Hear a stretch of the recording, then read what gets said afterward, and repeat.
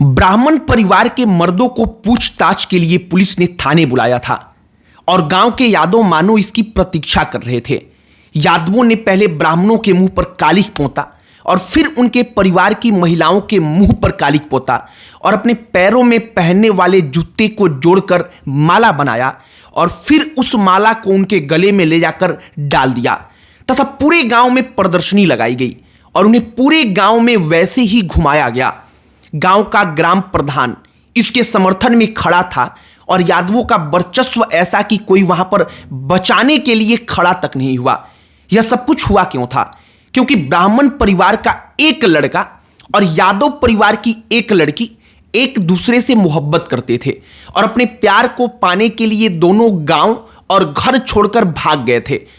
तत्कालीन मुख्यमंत्री अखिलेश यादव के अपने गृह जिले की यह कहानी है और उस वक्त पर राज्य में यादव मुख्यमंत्री था तो शायद उन्हें ज्यादा चिंता की जरूरत थी ही नहीं। यह कहानी हम आपको इसलिए सुना रहे हैं क्योंकि समाजवादी पार्टी तथा अखिलेश यादव और उनकी पत्नी डिंपल यादव को ब्राह्मणों पर बड़ा प्यार आ रहा है और वह हर संभव कोशिश कर रहे हैं कि योगी आदित्यनाथ को ब्राह्मण विरोधी बताकर खुद को ब्राह्मण हितैषी बताया जाए। लेकिन जब उनके गृह जिले में यादव ब्राह्मणों के साथ ऐसा बर्ताव कर रहे थे तब सूचना मिलते ही भारतीय जनता पार्टी के नेता ही ब्राह्मणों के लिए लड़ने पहुंचे थे।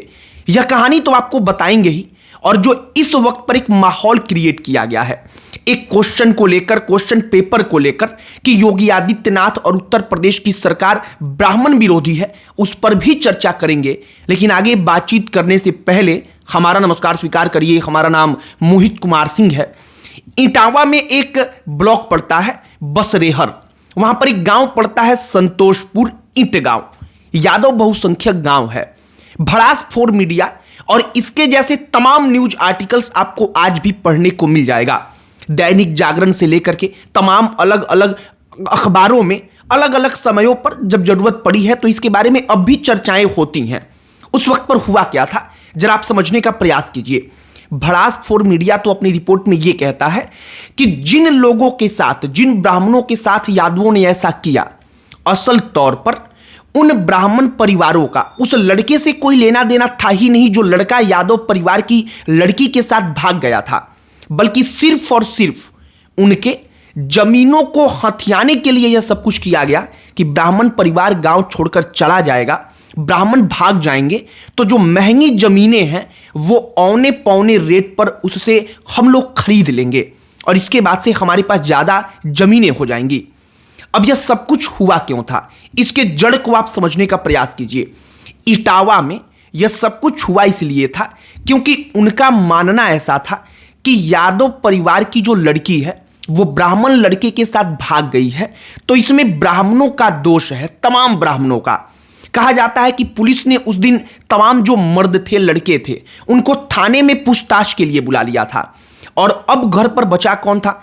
केवल महिलाएं, बुजुर्ग और बच्चे। और इसके बाद से यादवों ने महिलाओं, बुजुर्गों और जो बच्चे थे उनके साथ ऐसा सुलूक किया जो उस वक्त पर चर्चा का विषय बन गया।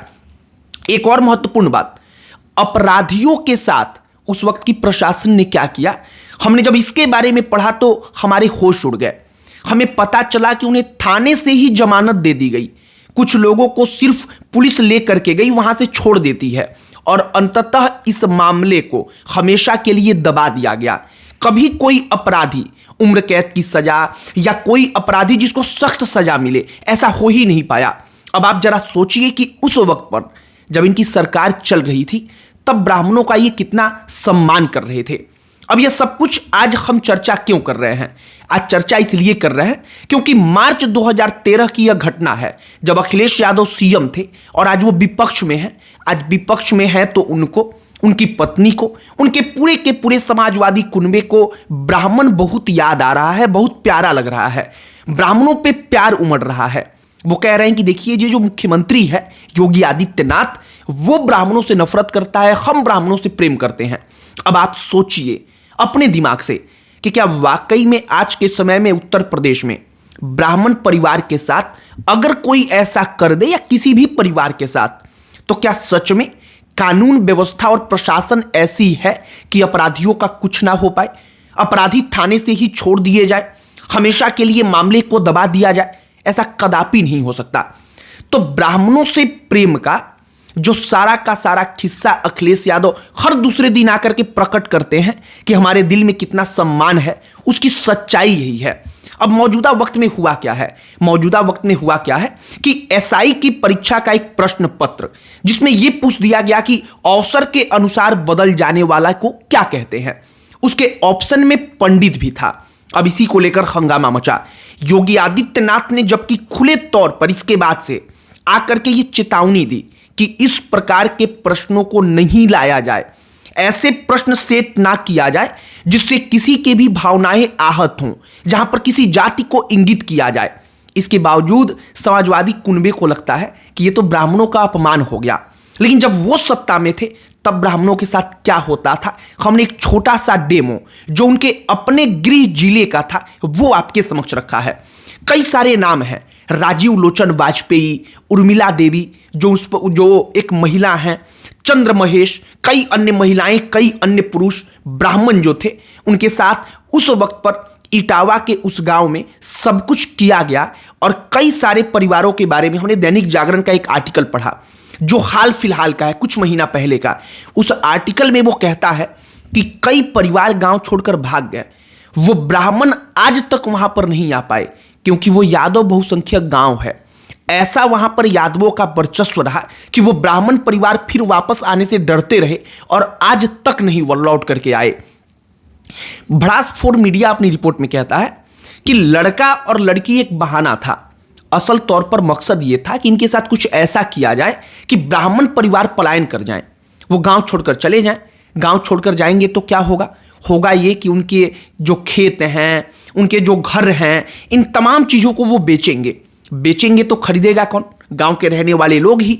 और गांव के लोग जैसे जिस जमीन की कीमत 10 लाख रुपए होगी उसके लिए सिर्फ 2 लाख देंगे और वो मजबूर होंगे कि सस्ते में ही किसी प्रकार से अपने जमीन को बेच करके जो मिल रहा है वही लेकर के वहां से पलायन कर जाएं, वहां से चले जाएं।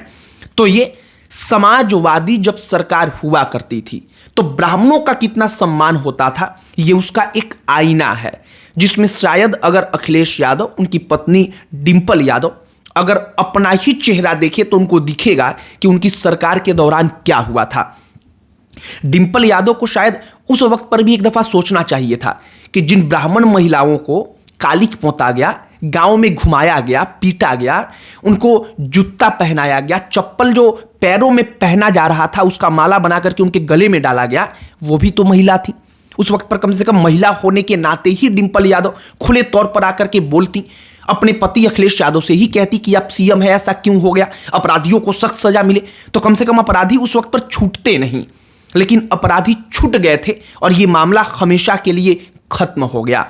आपकी प्रतिक्रिया इस पर क्या है, जो हमने आपको कहानी बताई है और जो एक समाजवादी की तरफ से ब्राह्मणों के सम्मान को लेकर के तमाम चीजें कही जा रही हैं, कमेंट बॉक्स में लिखकर बताइएगा। इस वीडियो को यहीं पर समाप्त करते हैं। अन्य कोई टॉपिक जिस पर आप चाहते हो कि हम वीडियो बनाए उसे भी कमेंट बॉक्स में लिखकर बताइएगा। हमारा पूरा प्रयास होगा कि उस टॉपिक पर भी वीडियो बनाएं। बाकी अंत में हमारा परिचय, हमारा नाम मोहित कुमार सिंह है। बहुत बहुत धन्यवाद।